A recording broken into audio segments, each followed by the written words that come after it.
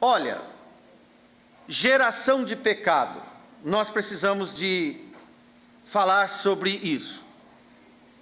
Tiago, ele deu para nós uma definição muito importante. Tiago 1,14. Mas cada um é tentado quando é traído, engodado pela sua própria concupiscência, depois de haverdes a concupiscência concebido, dá luz ao pecado, e o pecado, sendo consumado, gera a morte. Vamos lá. Vamos parar um tempo nestes 2 versículos. Ora, quando é traído e engodado. Isso no original, ele vem da ideia de ser fisgado, de ser iscado pela própria natureza. Não é alguém que foi lá e lançou anzol. Ele mesmo faz um auto-içamento, devido ao seu desejo de apetite. É uma necessidade, que é a concupiscência. Ora, quando isso tudo já está no andamento, e a palavra de Deus diz no concebimento e concebido, ele dá a luz ao pecado. Então, o ato do pecado e o imaginário do pecado, porque nós estamos na graça, que o pecado ele abrange tudo isso. E o pecado sendo consumado gera a morte. Isso já é a imputação. Então a dívida veio, a imputação, a atribuição, e agora, no nosso assunto, a qualificação do pecado. Compreende?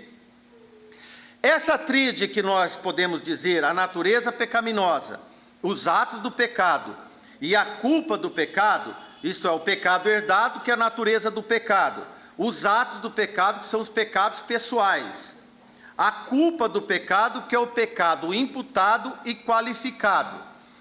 Bom, olha só, algumas características dos pecados. Nós sabemos que ele germina assim, ele é autofisgado do nosso próprio apetite, e sendo consumado ele gera o pecado. Mas aí, em quem vem isso? O pecado, meus irmãos, ele é universal a todos os homens. Todos cometem pecado, lembra-se, todos. A palavra toda sempre é universal na palavra de Deus, exceto quando é ligado a um substantivo. Dou exemplo para você. Todos os salvos. Então é um grupo de pessoas, só os salvos. Mas quando ele é ligado a um verbo, todos pecaram, generaliza, universaliza. Cuidado com isso. A palavra de Deus diz que todos estão debaixo do pecado. Romanos 3, 9, 10, 23. Não há um justo sequer, versículo 10, 23, porque todos pecaram, destituídos estão da graça de Deus, ou da glória de Deus. Correto? Não há dúvida conosco sobre a universalidade do pecado. Segundo ponto, a abrangência do pecado. Pecados não são apenas atos materializados, nós já vimos isso, mas também aqueles que são cometidos, por exemplo, em pensamento e em intenção. Na limitação de lei, nós poderíamos ver que o pecado limitava-se aos atos. Jesus, porém, disse: quem atentar numa mulher para cobiçar, isso é o desejo, já em seu coração cometeu adultério com ela. Olha, então não há lugar para o homem onde o pecado não adentra. Não tem um pedacinho em nós, na nossa vida, que o pecado não tem acesso. Ele tem acesso. Então a abrangência no homem, ela é em qualquer parte, tanto a intelectual, da alma, do corpo, e ele toma conta. Se ele é universal a todos, e em todo homem ele entra, percebeu? Fechou tudo. Não há resquício nenhum que pode se encontrar pureza no homem e na universalidade do homem. Completa-se e fecha o ciclo. Mas aí é o nosso assunto de hoje, a classificação.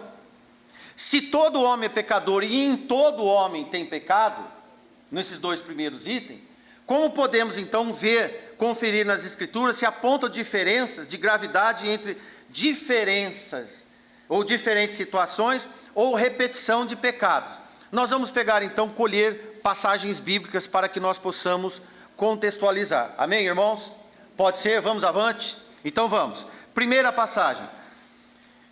Jesus disse que o pecado de Caifás era pior do que o de Pilatos.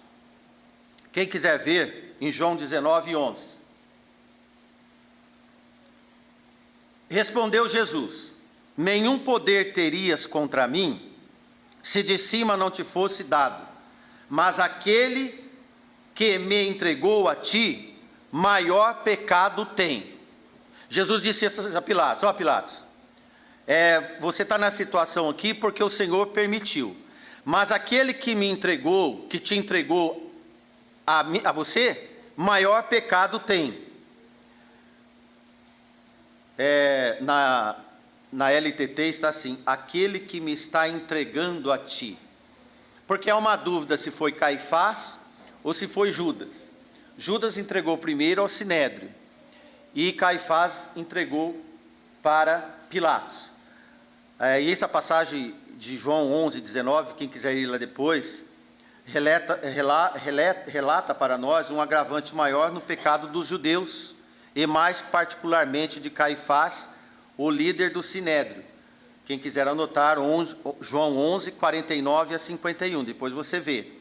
Os judeus entregaram Jesus para ser julgado pelos romanos, num julgamento civil, desnecessário, apenas para não passarem por assassinos. Mas no coração deles existia o desejo. O pecado já era concebido, mas não aparecia. Queriam se safar disso, mas o pecado deles já era concebido. Um pecado mais abominável do que grave, o de Pilatos, quando entregou Jesus à morte. Pilatos não conhecia as profecias, nem a pessoa de Cristo. Foi maior o pecado dos judeus, pois voluntariamente se fizeram cegos quanto às verdades da divindade de Cristo, manifesta na sua pessoa, nas suas obras e maravilhas, operada entre os próprios judeus. Maior agravante foi do traidor Judas, a entrega de Jesus ao Sinédrio, feita por Judas. A referência de Judas está em João 6:71, 13:2, 26:30, 18:2-5. E aí nós podemos ver que esse pecado maior, naturalmente, implica que a ação de Pilatos foi considerada por Jesus menor que o pecado ou de Judas ou de Caifás e de todos os judeus. Essa é a primeira passagem que nós vemos, e Jesus falou: o maior pecado tem quem me entregou a ti. Segunda passagem: nosso Senhor antes havia dito sobre a gravidade dos pecados dos judeus, e ele diz assim: que devoram as casas das viúvas, fazendo-se pretexto de longas orações, e estes receberão maior condenação. Novamente, religiosos, pessoas caprichosas, Jesus disse: estes que fazem esse tipo de coisa têm maior condenação, receberão maior condenação. Lucas 20:47. Responsabilidades delegadas terão cobrança à altura. É isso que Jesus estava dizendo. Veja que Deus cobra não só o tipo de pecado, mas a qualificação de quem comete. Percebeu? Não é o tipo de pecado, mas a qualificação de quem comete. Você pode fazer conta disso da sua vida. Pecados de ignorância ou pecados propositais. Foi aquele ser que nós colocamos, que parecia muito ingênuo, mas ele põe a gente na parede. Sempre. Passagem 3, Lucas 12:47-48. Lá Jesus conta da parábola do servo vigilante. Ele diz assim lá no versículo 47: se o servo soube a vontade do seu senhor e não aprontou, nem fez conforme a sua vontade, será castigado com muitos açoites. Mas o que não soube e fez coisas dignas de açoites, com poucos açoites será castigado. E o qualquer que muito for dado, muito se lhe pedirá. E o que muito se lhe confiou, muito mais se lhe pedirá. Bem semelhante ao item anterior, e podemos lembrar também de Ezequiel sobre o atalaia, de tocar a trombeta quando o inimigo vem. A responsabilidade do atalaia era, e o Senhor falou: você é atalaia, Ezequiel. Se você tocar a trombeta quando o inimigo vir, e as pessoas não se derem conta disso, você não tem o pecado a culpa do pecado da morte deles. Mas se você tocou e eles não reagiram, você não tem culpa. Se você tocou e eles não reagiram, a culpa é deles.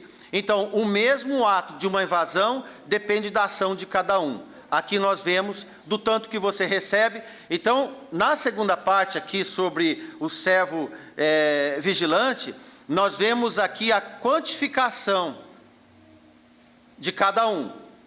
Já não só mais a condição de cada um, mas o que recebeu e como cuidou do que recebeu. Então, o mesmo pecado de quem recebeu muito e o mesmo pecado de quem recebeu pouco é uma penalidade diferente da outra, e isso é o Senhor que cuida. Amém? Mais uma passagem. Vai ficando cada vez mais complicado, mas é interessante. Quarta passagem. Agora a palavra de Deus diz para nós de um pecado imperdoável. O caso provocador foi que Jesus estava num certo lugar e curou um endemoniado, cego e mudo. Isso está nos 3 evangelhos, Mateus, Marcos e Lucas. Mas apenas Mateus e Marcos que fala desse pecado imperdoável, que relata esse pecado e diz sobre ele ser imperdoado. Jesus diz lá no versículo, vamos pegar em Marcos 3 e 28, na verdade vos digo que todos os pecados serão perdoados aos filhos dos homens e toda sorte de blasfêmias com que blasfemarem. Jesus aqui universaliza, todos os pecados serão perdoados. Todos os tipos de blasfêmias dos homens. Qualquer, porém, que blasfemar contra o Espírito Santo, nunca obterá perdão, mas será réu de juízo eterno. E no versículo 30, entre parênteses, diz assim, porque diziam, tem espírito imundo. Olha, vamos então ver. Este é um dos pecados mais comprometedor na palavra, o chamado pecado eterno, do qual nunca se tem perdão. No contexto, os escribas atribuíram a cura de um cego e mudo que Jesus operou, novamente vou dizer a você, e diziam que ele estava fora de si, em espírito de Belzebu, poder demoníaco. E Jesus responde, como pode o diabo lutar contra ele? Como pode um reino subsistir contra o seu próprio reino, se luta entre si? E eles disseram, tem espírito imundo. Acusaram o nosso Senhor de imundícia. Do Espírito do Senhor de imundícia. A blasfêmia do Espírito Santo, além desse agravante, é essa rejeição ardente e contínua contra Deus e reincidente. E esse pecado não tem perdão. Quem blasfema contra o Espírito Santo o rejeita completamente e nunca pode chegar ao arrependimento. A Bíblia não diz exatamente o que é a blasfêmia contra o Espírito Santo, mas podemos entender no contexto que acabei de passar para os irmãos. Acusar Jesus de ter espírito imundo e espírito do diabo. Porque enquanto a multidão admirava, e eles sentenciavam Jesus. Correto? Quinta passagem. Pecados que são para a morte. Lá em 1 João 5, 16 e 17. Se alguém vir pecar seu irmão pecado que não é para a morte, orará, e Deus dará vida àqueles que não pecarem para a morte. Há pecado para a morte, e por este digo que não ore. E agora? No versículo 17 diz, toda iniquidade é pecado, e há pecado que não é para a morte. Universalizou. Toda iniquidade é pecado, e há pecado que não é para a morte. Vamos aos comentários sobre essa peligrosidade, sobre essa intensidade pecaminosa, sobre essas diferenças de punição que apontam o grau diferente de abominação entre pecados. Quando alguém insiste no seu pecado depois de ser castigado e avisado repetidas vezes, este pode esperar uma mão mais pesada do Senhor, a mão da destruição. Destruição é morte. Veja Paulo numa decisão extrema, um pecado na igreja que nem entre os gentios havia, não estavam tristes com isso. Creio que qualquer oração por esse pecador não surtia efeito. O Senhor não ouviria. A solução é entregar para Satanás de vez. Lá em Coríntios 5, 4. Em nome de nosso Senhor Jesus Cristo, junto vós e o meu espírito pelo poder de nosso Senhor Jesus Cristo, seja entregue a Satanás para a destruição da carne, para que o espírito seja salvo no dia do Senhor Jesus. Desse texto saiu o nosso estudo de hoje de manhã. Quem veio aqui compreende melhor o que nós estamos lendo. Que o fundamento é Jesus. Pessoas que podem estar sobre o fundamento de Jesus construindo de palha e feno. De palha e feno, que é queimado. Este é um caso. Não adianta orar para palha e feno. Não adianta. Esse pecado é para a morte. Pecado para a morte não se ora. Olha, não devemos ficar passando a mão na cabeça de pecadores assíduos, arrogantes, com desprezo constante e alongado. Vida em pecado pode tornar cada dia mais distante de Deus. A solução é entregar para Satanás. Um recado sobre a igreja. O que desligardes no céu, será desligado na terra. Isto é, irmãos, está entregue. Não significa que não é salvo, mas não está ligado à igreja. Está sob responsabilidade de Satanás, para que ele destrua tudo que tem de destruir. E não devemos orar para aquele que foi entregue a Satanás, porque o dia que ele voltar, ele volta arrependido.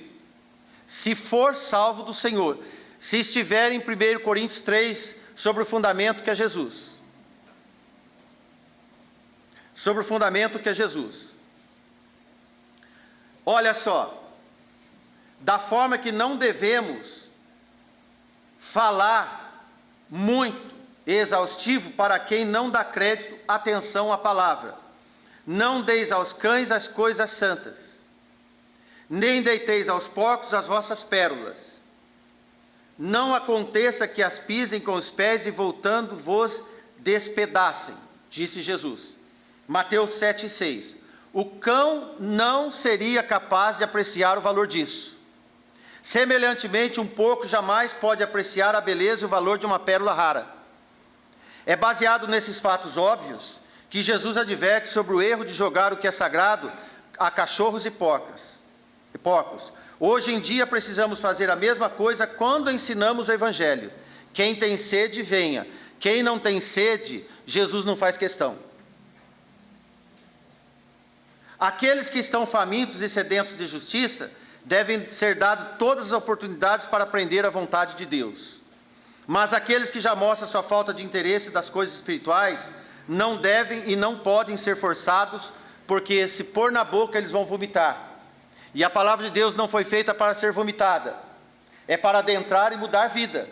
Esse pecado não deve ser orado, porque nós estamos colocando coisas sagradas na boca de quem vai vomitar. Quanto aos... Leio mais aqui em 1 Coríntios 3 e 10, que foi o nosso assunto de hoje. Se a obra de alguém se queimar, sofrerá detrimento, mas o tal será salvo todavia como pelo fogo. Não sabeis vós que sois o templo de Deus e que o Espírito de Deus habita em vós? Quanto aos rebeldes apóstatas por natureza e comandados por a natureza de que eles já nasceram, que plantam a morte a todo tempo, que teve disponível a cada dia, vai ser mais difícil o arrependimento, tendo cauterizado a sua própria consciência, diz Paulo a Timóteo 4:2, primeira carta. E Paulo diz ainda aos irmãos em Efésios, não erreis, bem curtinho, mas ela é no imperativo, não erreis, Deus não se deixe escarnecer, porque tudo que o homem semear, isso também ceifará. Se algum de nós está na tolerância, na habitualidade do erro, eu posso dizer, não erre, não continue errando, porque o Senhor não se deixa escarnecer, o Senhor não se deixa fazer pouco caso e gozação dele, porque o que a gente semeia, a gente colhe. Lembra-se de Eclesiastes? Lembra do teu Criador nos dias da tua mocidade, antes que venham os maus dias, e que cheguem os anos em que venhais a te dizer, não tenho neles contentamento. Olha, irmãos, quando o irmão Márcio preparou todos esses textos para os irmãos, eu senti um certo arrepio, e tive uma certa imaginação, como que alguém vive de porco e cão a vida toda e chega um belo dia, quando já resolveu tudo que ele tinha que resolver, e diz assim, agora eu quero Deus. Deus é benigno e misericordioso, amém por isso. Mas eu, desde a minha meninice, eu preferi não brincar e fazer joguinho de salvo ou não com Deus.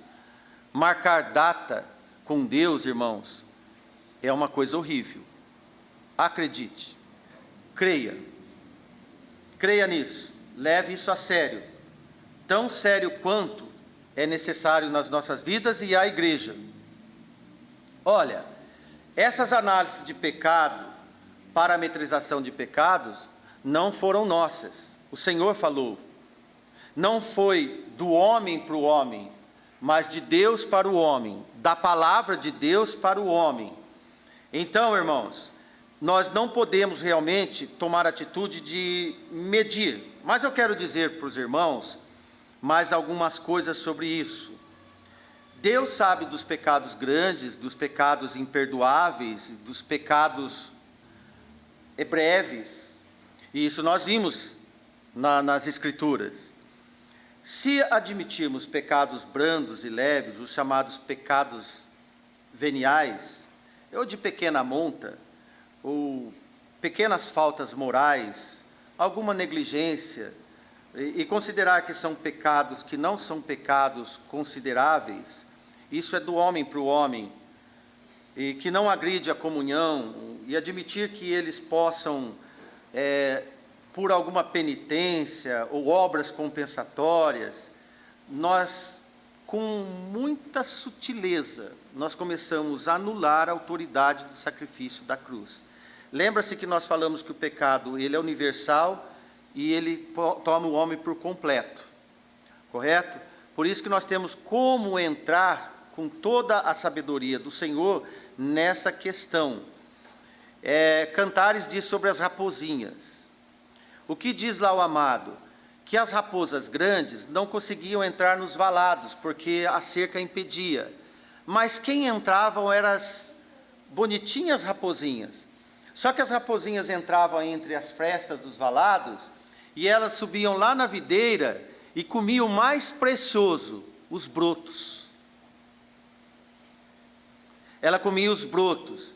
O que eu posso dizer de pequenos pecadinhos, eles são, na verdade, comedores de brotos.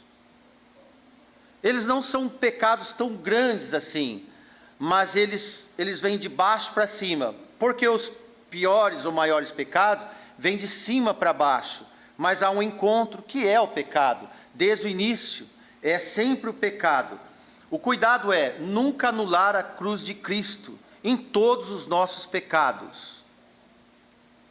Exemplo, vou te dar de pequenos pecados, você vai ver como que ele é sutil, e posso usar uma expressão, como que ele é até bonitinho, como uma raposinha filhotinha.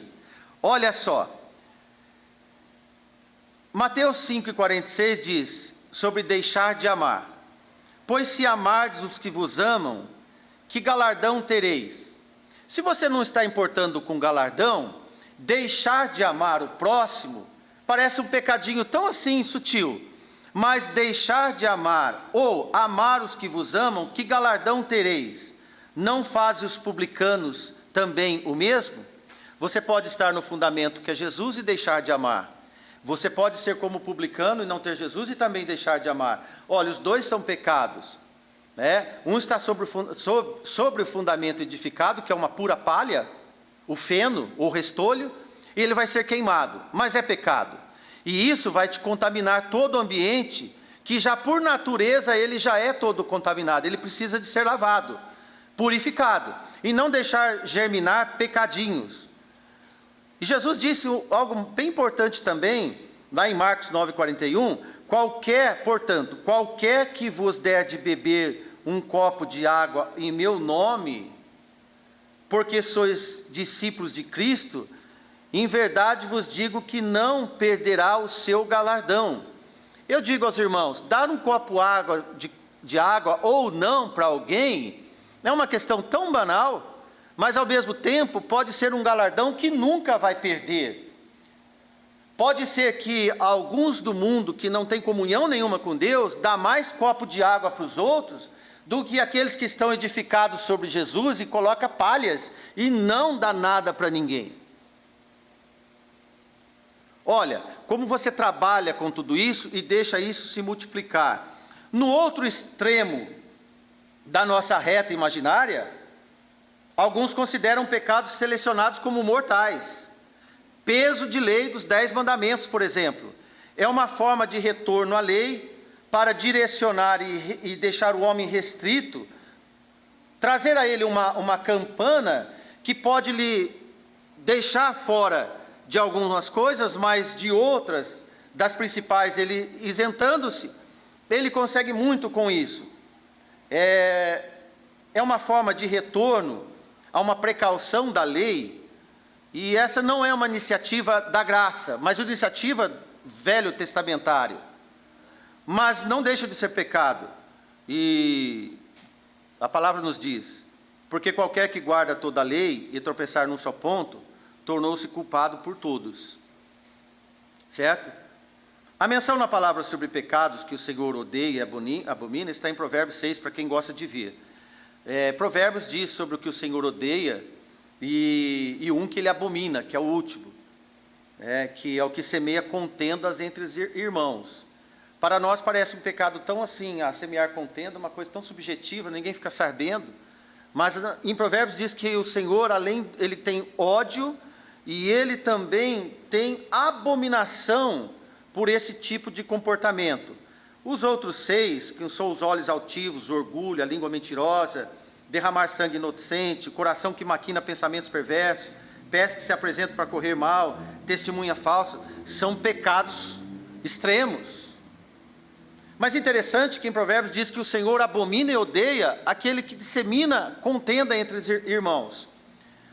Não é novidade para os que buscam o Senhor, os salvos, que o Senhor abomina e detesta com ódio e horror esse tipo de comportamento.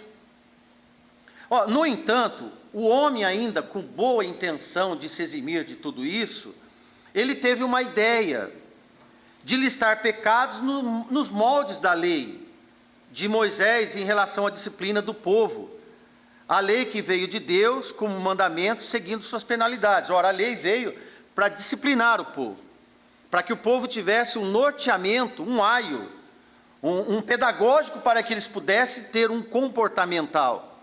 Bom, irmãos, com essa boa vontade, um monge no século IV depois de Cristo, e ele era um monge asceta, aqueles que ficavam enclausurados em mosteiro, ele teve uma ideia até interessante, e espero que os irmãos não estejam me criticando sobre isso, mas uma ideia até interessante, e o nome dele era Evagrio do Ponto.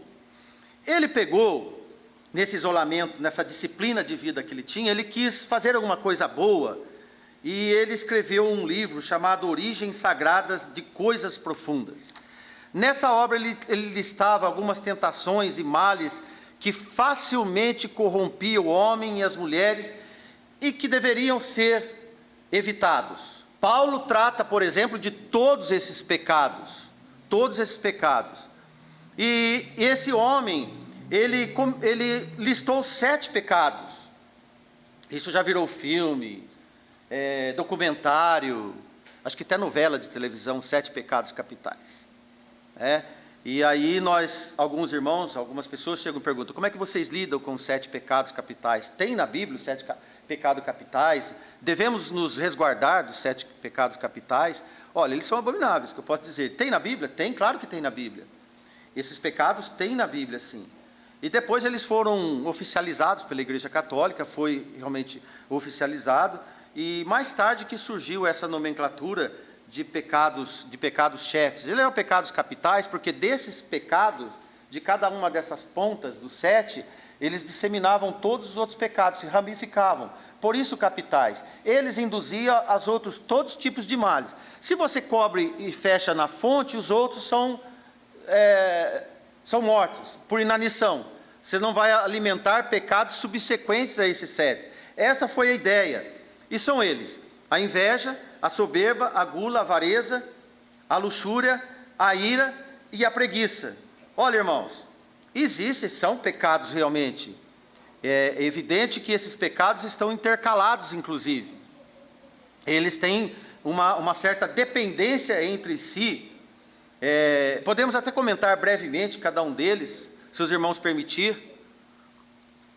E acho que isso é muito importante também. Por exemplo, a luxúria, que é o desejo descontrolado por prazeres carnais e errados. Isso é uma perversão, e a Bíblia condena sobre isso. Está ligado a todas as relações sexuais inapropriadas que o Senhor condena na Bíblia, do começo ao fim. E aí, irmãos, esse pecado é um pecado tão popular hoje. Você vai assistir novela, você vê isso. Você sai na rua, você vê isso. O palavreado das pessoas, você vê isso. Então, esse pecado é um pecado grave. O outro, a avareza. É o apego excessivo, descontrolado aos bens materiais pelo dinheiro. É o amor ao dinheiro. A avareza tem até um nome de um Deus, que é o Deus Mamon. Jesus diz: não podeis servir a 2 senhores, um é desses. Essa cobiça desordenada por qualquer bens, tem mentalidade de acúmulo. A Bíblia diz sobre aquele que teve o seu celeiro, ele arredondou todo o seu celeiro, de tanto que tinha, ele falou: agora vou ter que fazer mais, para depois dormir.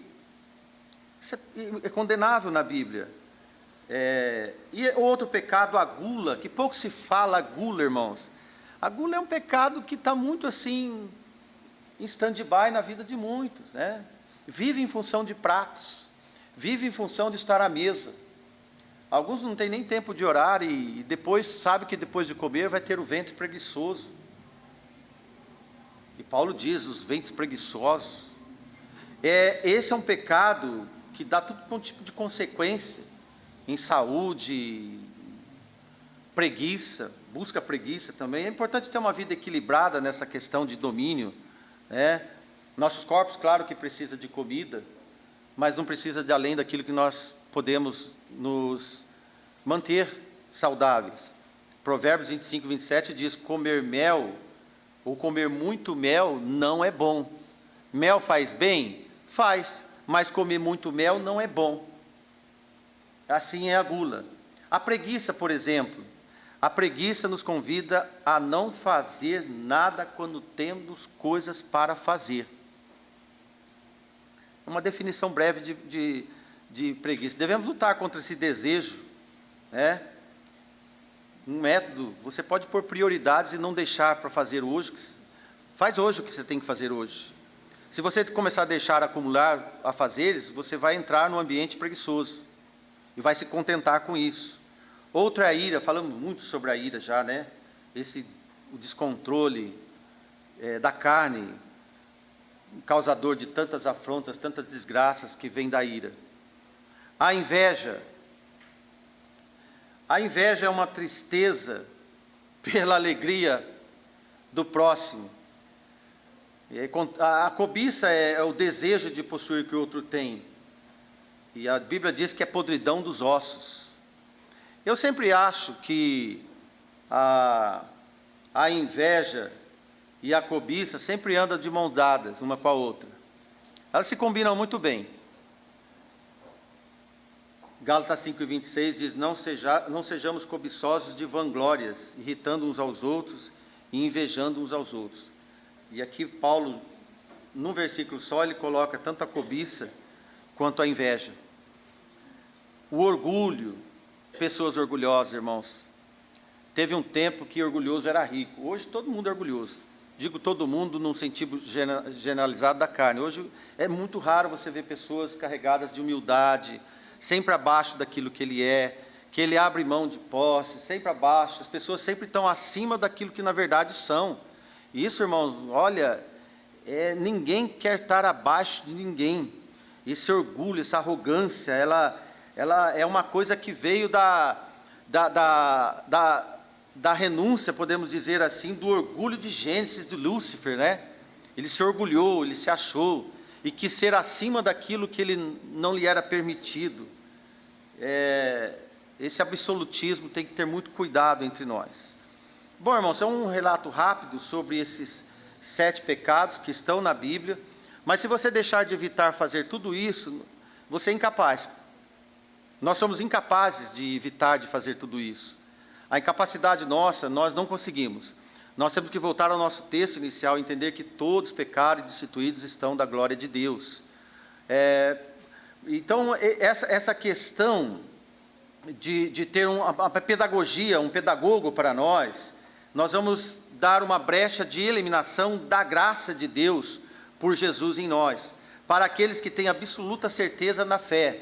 Sem a fé, irmãos, nós não conseguimos dominar essa coisa tão entranhada como nós vimos em Tiago, sobre a natureza do pecado através da concupiscência. E porque só o nosso Senhor é o restituidor da glória, da graça que o Senhor pode dar acesso a nós.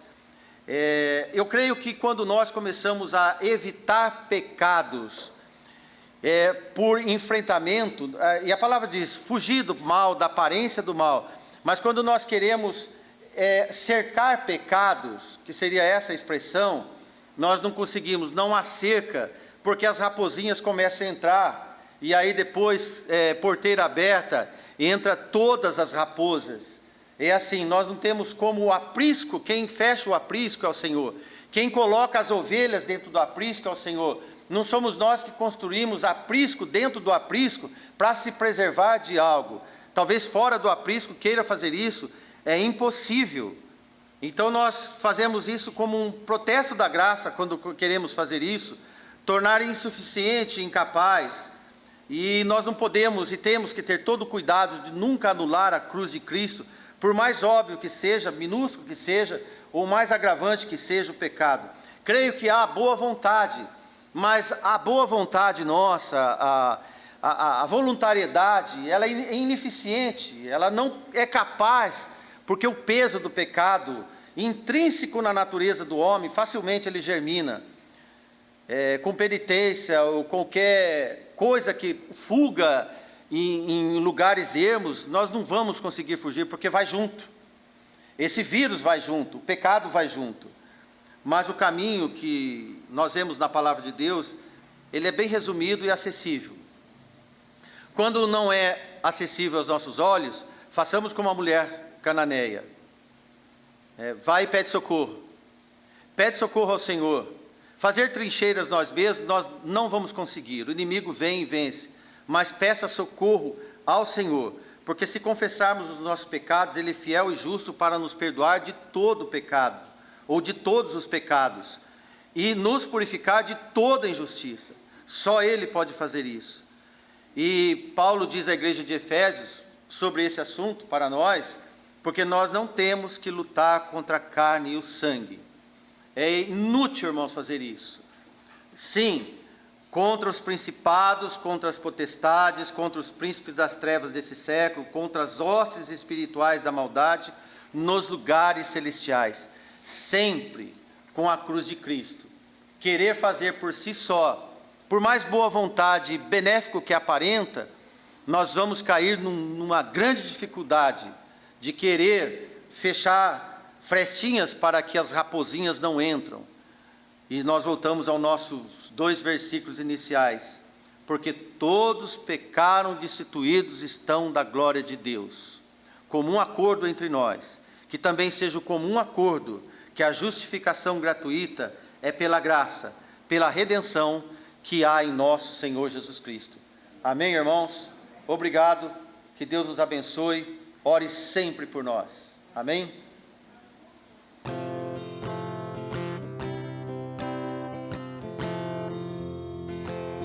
Deus enviou Jesus, seu Filho, e seu amor, perdão nos dá. Na cruz morreu por meus pecados, mas ressurgiu e vivo com o Pai está. Porque vivo está, o amanhã não temerei. Porque vivo está, não temerei. Pois eu bem sei que é dele o meu futuro. A vida vale a pena, Cristo vivo está.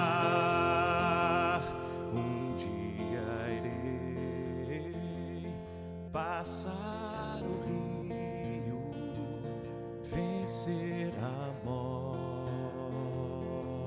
sem temor, morrer pra mim será vitória.